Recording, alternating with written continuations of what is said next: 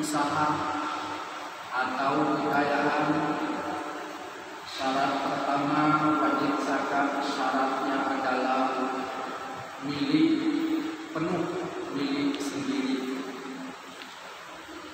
Yang kedua, usaha itu berkembang, tumbuh dan berkembang, yaitu kekayaan yang dikembangkan atau mempunyai potensi untuk berkembang produktif dan memberikan keuntungan atau pendapatan. Yang ketiga, syarat zakat yang ketiga cukup nisab, yaitu jumlah minimal harta yang harus dikeluarkan zakatnya dalam waktu tertentu. Minggu kemarin kita sudah jelaskan ukuran nisab. Ukuran nisab itu patronnya, takarannya adalah emas. Dalam sejumlah buku menjelaskan kurang lebih 85 gram emas apabila kekayaannya minimal dapat membeli 85 gram emas rentang waktu 1 tahun, sudah wajib zakat 2,5% atau 1/4. Ini perlu kita pahami dengan baik, karena tidak sedikit masyarakat kita yang punya usaha. Boleh jadi sesungguhnya mereka itu sudah dikenai beban zakat, tapi karena tidak ada ilmu di situ, kurang mantap ilmunya di situ, boleh jadi belum membayar zakat. Nah, melalui kesempatan ini, bedah zakat ini sudah 3 malam dengan malam ini, tujuan kita untuk memantapkan pemahaman kita seputar kewajiban zakat. Bapak Ibu yang dimuliakan Allah Subhanahu wa taala, kita ulang-ulang batas nisab kekayaan minimal seseorang sudah bisa membeli 85 gram emas dengan rentang waktu 1 tahun, tahun Qamariyah, bukan tahun Syamsiah, tahun Qamariyah. Yang lebih tepat umpamanya kita bayar dalam Ramadan, katakan saja 1 Ramadan. Jadi setiap 1 Ramadan kita bayar zakat bila nisabnya sampai. Jadi tidak ada kesulitan kita menghitung tanggal. Kenapa bukan tanggal Masehi? Ya memang petunjuk dari Rasul adalah tahun Qamariyah atau bulan Qamariyah. Kenapa harus Qamariyah? Qamariyah itu lebih pendek sedikit, kurang lebih 2 minggu dari tahun Masehi. Karena kata Rasul, bulan Qamariyah itu berkisar 29, kadang-kadang 30.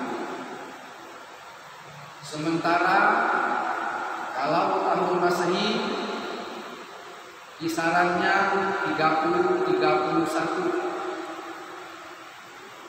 kecuali bulan Februari 3 tahun berturut-turut itu 28, dan pada tahun keempatnya baru 29 yang disebut dengan tahun Kabisat tahun Kamisat ini 4 tahun sekali.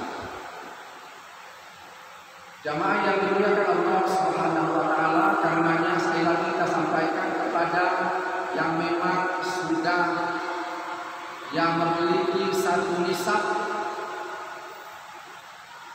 supaya sadar untuk mengeluarkan zakatnya. Karena berat sekali ancaman Allah Al-Wa'id. Apa itu Al-Wa'id? Pakai ia di depan ain, di antara ain dengan dal itu ada ya. Ada juga yang tidak pakai ya, Al-Wa'id. Al-Wa'id. Ini Al-Wa'id. Apa bedanya? Yang tidak memakai ya itu adalah kabar gembira, janji-janji surga yang diberikan Allah. Itu Al-Wa'id tanpa ya. Tapi begitu dimasukkan ya di antara ain dengan dal, itu bermakna janji ancaman neraka. Al-Wa'id itu adalah janji ancaman dari Allah terhadap orang-orang yang ingkar, yang bermaksiat dengan Allah Subhanahu wa taala. Termasuk yang kikir dalam mengeluarkan zakat ini. Diancam dengan api neraka. Bahkan hartanya, kekayaannya, emas peraknya yang tidak dizakatkan di dunia dahulu akan dipanaskan di dalam neraka dan akan diserahkan kepada pemilik harta kekayaan tadi. Di bagian punggungnya, di bagian badannya, lalu harta itu sendiri berbicara, "Ana akan suka, saya ini kekayaan kamu di dunia dahulu, yang kamu bakhil, yang kamu masyarakat, yang tidak mau mengeluarkan zakatnya. Saya inilah harta kamu dahulu yang kamu bakhilkan. Hari ini rasakan." Itulah Al-Wa'id dari Allah Subhanahu wa taala, janji ancaman dengan neraka. Karenanya jamaah yang dimuliakan Allah, mendengar dari kejauhan yang budiman, yang tidak sempat hadir ke masjid atau cepat pulang, supaya kita dengar dengan baik. Kenapa zakat itu dibebankan kepada orang kaya? Karena kata Allah, "Wa fi amwalihim haqqun lis-sa'il wal mahrum." Dalam surah Az-Zariyat dijelaskan di sana, di dalam harta mereka dan kekayaan mereka itu ada hak orang fakir miskin, baik yang meminta-minta maupun fakir miskin yang tidak mau meminta-minta. Jamaah yang dimuliakan Allah Subhanahu wa taala, yang berikutnya bebas dari hutang. Ini syarat zakat tadi. Bebas dari hutang, pemilik sempurna. Apabila mempunyai hutang yang mengurangi jumlah satu nisab, pemilik tidak wajib mengeluarkan zakatnya. Apa kewajibannya? Membayar hutangnya. Jamaah yang dimuliakan Allah, terkait dengan hutang, kita jangan bermain-main. Jangan suka berhutang. Ini ada yang menjadi darah dagingnya berhutang. Rasanya kalau sesuatu yang dibawa ke rumah bukan jalan berhutang, kurang mantap, tidak enak. Ini tidak lebih dari pengaruh orang ketiga, setan alias iblis. Kenapa? Setan dan iblis itu dia sangat senang bila seseorang meninggalkan dunia ini terlilit dengan hutang. Terlilit dengan hutang. Rasul sendiri, jamaah yang dimuliakan Allah, mendengar dari pegawai yang beriman ketika hendak menyalatkan seseorang jenazah, seorang mayat, terlebih dahulu ditanyakan kepada masyarakat sekitar, kepada keluarga tentu yang paling paham. Si Polan ini ada hutangnya atau tidak? Katakan saja dijawab pihak keluarga ada. Pertanyaan berikut Rasul, apakah si Polan ini mampu membayar hutangnya? Katakan saja dijawab mampu ya Rasul. Ketika keluarga mampu menjawab mampu suaminya untuk membayar hutangnya, Rasul tidak mau menjalankannya. Rasul tidak mau menjalankannya. Tapi Rasul menyuruh para sahabat untuk mengimami dan menjalankannya. Rasul menghindar dari hal itu. Kenapa? Agar tidak menjadi suri tauladan kepada umat. Begitu pentingnya membayar hutang. Jamaah yang dimuliakan Allah Subhanahu wa taala, karenanya pertama sekali kita upayakan untuk tidak berhutang. Walaupun kecil, kita upayakan jangan dibiasakan berbelanja dengan hutang. Dan kalau memang itu harus, secepatnya kita bayar. Pengecualian dari Rasul yang membayar hutangnya Allah dan Rasul bila yang berhutang itu tidak mampu membayarnya lalu dia meninggal. Kalau jawaban keluarganya, kami ini ya Rasul, kalau tidak berhutang tidak makan. Karenanya kami harus berhutang supaya bisa hidup, sementara pencaharian yang lain tidak ada. Tidak cukup, kalaupun ada pencahariannya, usahanya hari-hari, tidak cukup. Karenanya kami berhutang. Kami ini orang yang sangat miskin ya Rasul. Kalau itu jawaban yang diterima Rasul, Rasul pernah menjawab kasus seperti itu yang membayar hutangnya Allah dan Rasul. Tapi sebaliknya bila sanggup, itulah tadi ancamannya ya, Rasul tidak mau menjalankan apalagi menjadi imam. Jamaah yang dimuliakan Allah, yang berikutnya berlaku 1 tahun syarat zakat. Yang keenam berlaku 1 tahun. Dalam fikih dikenal dengan istilah haul, 12 bulan, bulan Qamariyah, bukan tahun Masehi. Persyaratan 1 tahun hanya berlaku untuk ternak, uang, dan harta perdagangan. Ini supaya kita simpan. Berlaku haul alias 1 tahun Qamariyah itu, pertama ternak harus 1 tahun. Yang kedua uang yang kita simpan utamanya, apakah dalam bentuk emas. Emas itu dipandang uang hidup, walaupun kita simpan dalam lemari di rumah.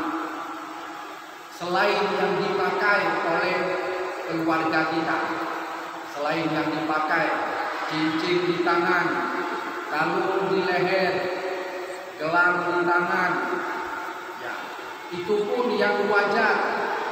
Jangan ada bersifat, katakan saja sedikit nakal, supaya tidak kena zakat, banyak-banyak dipakai. Bisa beratus manyang umpamanya, dipakai terus supaya tidak bayar zakatnya. Jangan demikian, yang patut, wajar dan layak saja. Yang disimpan dalam lemari, apakah itu uang, apakah itu emas, wajib dibayar zakatnya bila sampai nisabnya 1 tahun. Dan harta perdagangan. Nah, perdagangan ini kita ulang-ulang karena banyak pedagang. Upayakan perhitungannya yang mudah mengingat. Umpamanya 1 Ramadan, 15 Ramadan, 1 Zulhijjah, yang mudah mengingat untuk kita catat. Kita catat.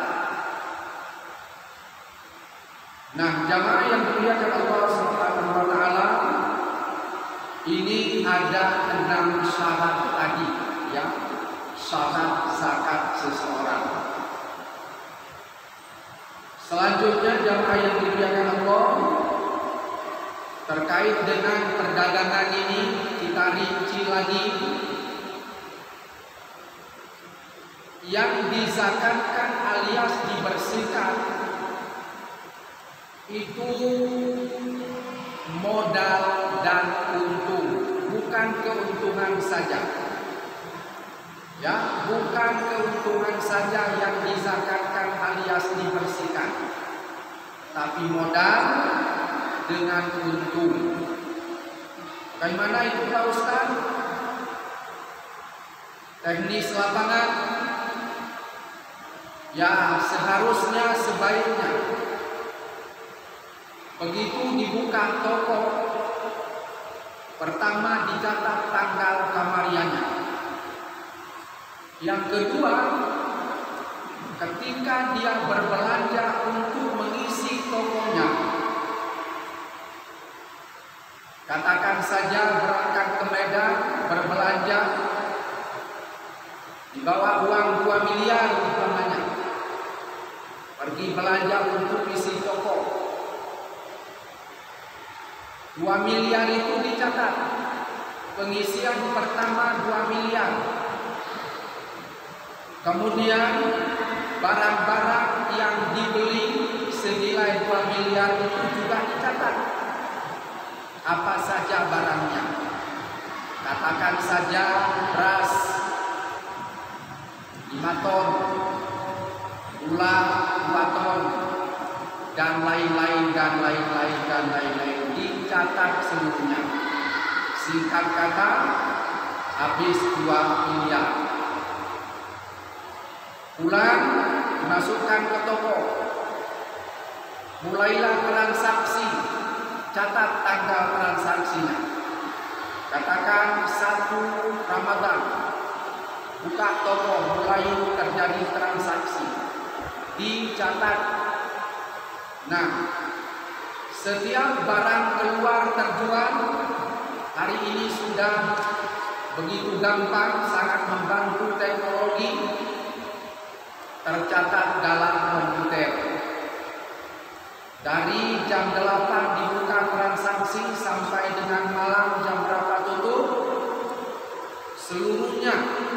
Ketika tutup buku, tutup toko, hitung berapa modal dari 2 miliar yang terjual. Dicatat berapa yang terjual dari 2 miliar tadi. Kemudian keuntungan berapa? Untung 1 hari berapa? Modal terjual berapa? 1 hari. 1 minggu kalkulasikan berapa modal terjual 1 minggu, berapa untung 1 minggu. Kemudian 1 bulan, 4 minggu ke depan, hitung berapa modal terjual, berapa keuntungan dapat 1 bulan. Dan begitu dilanjutkan setiap bulan berlalu, setiap hari dan minggu berlalu, sampai 12 bulan Qamariyah ke depan. Tadi kita buka 1 Ramadan. Nah, sebelum 1 Ramadan katakan masih 28 Sya'ban, kita sudah bersiap-siap pembukuan. Pas 1 Ramadan kita total, karena sudah tadi per minggu, sudah per hari, per minggu dan per bulan, tinggal menjumlahkan saja. Katakan saja untung dapat 500 juta, sudah keluar yang dimakan, diminum dan lain sebagainya, kebutuhan-kebutuhan dasar, kebutuhan-kebutuhan pokok yang sifatnya prinsip sudah keluar. Untung bersih 500 juta katakan. Nah, hitung modal yang tinggal. Tadi modal sudah dihitung per hari, per minggu, per bulan. 12 bulan sudah dapat, terjual modal sekian. Tinggal modal katakan 500 juta. Untung 500 juta. Jumlah 1 miliar. Nah, 1 miliar itulah yang dibersihkan 2,5%. Nah, 1 miliar 2,5%, 1 miliar tidak sulit, ya. 1 miliar bagi 40 saja. Kita tidak pandai matematik, tidak tahu persen-persen, main sederhana saja. 1 miliar per 40, itulah 2,5%, dapatlah 25 juta. 25 juta kali 10, 250 kali 4, 1 miliar. Selesai zakat 1 tahun. Tidak berat. 1 miliar cuma 25 juta yang dikeluarkan zakatnya. Bayangkan ya. Berat tidak, besar tidak, tidak besar. Uang 1 miliar yang keluar 25 juta. Nah, inilah yang kita harapkan jamaah yang dimuliakan Allah, pendengar yang budiman. Pertama, tentu modal kejujuran. Modal kejujuran dengan Allah. Karena kalau kita mau berpikir secara serius, secara benar dan baik, dahulu sekali lagi ketika kita dilahirkan ibu kita, siapapun dia, apakah dia presiden, apakah dia panglima umpamanya, ketika dia dilahirkan tidak membawa selembar penanggung.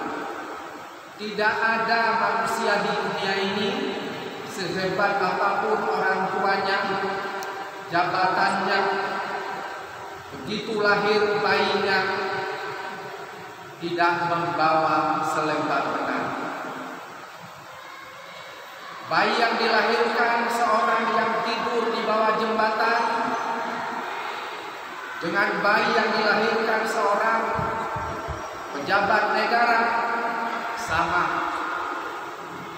Yang dibawa tidak lebih adalah lumuran darah.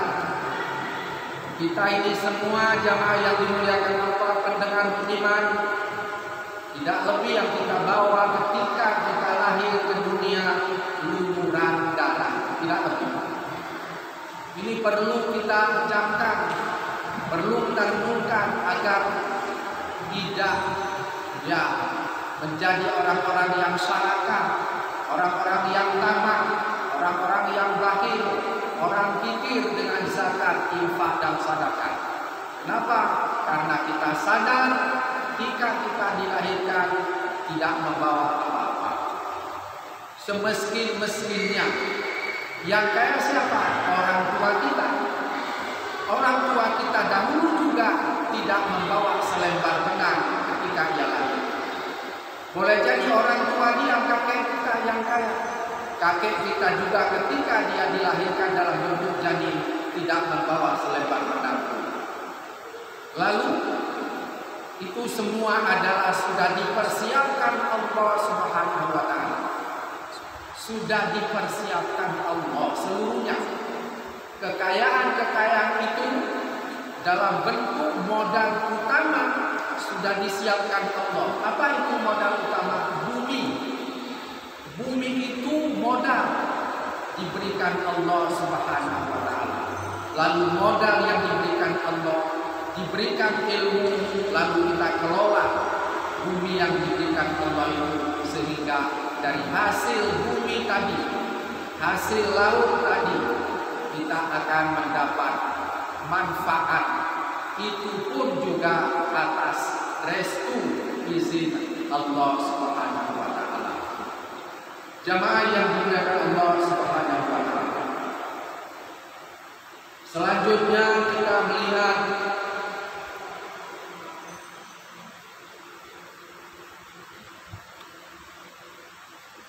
macam-macam zakat. Secara garis besar, zakat dibagi menjadi dua bagian, yaitu zakat mal, zakat harta, dan zakat fitrah, zakat jiwa. Secara garis besar, zakat dibagi menjadi dua tadi, zakat mal dan zakat fitrah. Kemudian zakat mal cukup banyak cabang-cabangnya. Kemarin sudah kita perlihatkan sebuah kitab zakat yang begitu tebal oleh Dr. Yusuf Kardawi. Nah, karena waktu sangat singkat, kita coba yang termasuk zakat mal adalah pertama emas, yang kedua perak bila ada, yang ketiga tambang ma'din, berikutnya hasil tanaman, zuruk dan buah-buahan, harta terpendam rikas, hasil tambang tadi, kemudian harta profesi serta investasi. Nah, saya pikir ini semua sudah kita pahami. Cuma sedikit kita melihat tentang terkait dengan investasi, ya, terkait dengan investasi. Kalau kita melihat terkait investasi ini, hasil investasi seperti sewa gedung itu termasuk dalam kategori investasi, sewa pabrik, sewa taksi, sewa bus, wajib dikeluarkan zakatnya. Nah, gedungnya tidak perlu dizakatkan, tapi hasil gedungnya ketika disewa orang, umpamanya ada losmen, hotel, nah, itu masuk ke dalam kategori investasi. Hotelnya tidak perlu dizakatkan fisik hotelnya, tapi penghasilan hotelnya berapa setiap hari dan malam. Bahkan ada yang sekian juta satu hari, minimal ratusan ribu satu hari, sekali 24 jam. Nah, bayangkan kalau 1 tahun berapa sudah penghasilannya, berapa pintu hotelnya, berapa kamar. Ada yang ratusan kamar, dalam waktu-waktu tertentu, kondisi tertentu penuh. Nah, bayangkan berapa uang masuk sekali 24 jam. Itu gedung tadi. Kemudian pabrik, taksi. Kalau kita ini belum ada pabrik, tapi bagaimana dengan warung? Nah, jasa fotokopi segala itu, warung itu berapa penghasilannya? Satu hari 24 jam, dibuka sebelum jam 8. Orang pulang salat subuh sudah disambut oleh kopi pagi. Jam berapa itu kira-kira? Sudah masuk uang. Berakhir jam berapa? Mulai dari jam 11 malam, jam 10 malam bahkan lebih. Bahkan ada warung yang 24 jam dibuka. Apalagi hari ini sudah main ya sebahagian menampung, memberikan kesempatan untuk berjudi melalui online. Tidak semua warung memang, tapi ada sebahagian, katakan saja segelintir. Nah, ini juga perlu kita singgung. Hasil judi yang difasilitasi oleh warung tadi itu adalah haram mutlak. Haram mutlak penghasilannya. Jadi supaya didengar baik-baik kepada yang memfasilitasi ya judi online itu dengan berbagai macam ragamnya, penghasilannya itu adalah haram mutlak, supaya dipahami dengan baik. Jangan mengejar untung, tapi ingat itu nanti sebagai api yang membakar kita di sana di dalam neraka. Hari ini kita berlenggang tenang, tapi di sana menjadi musibah besar.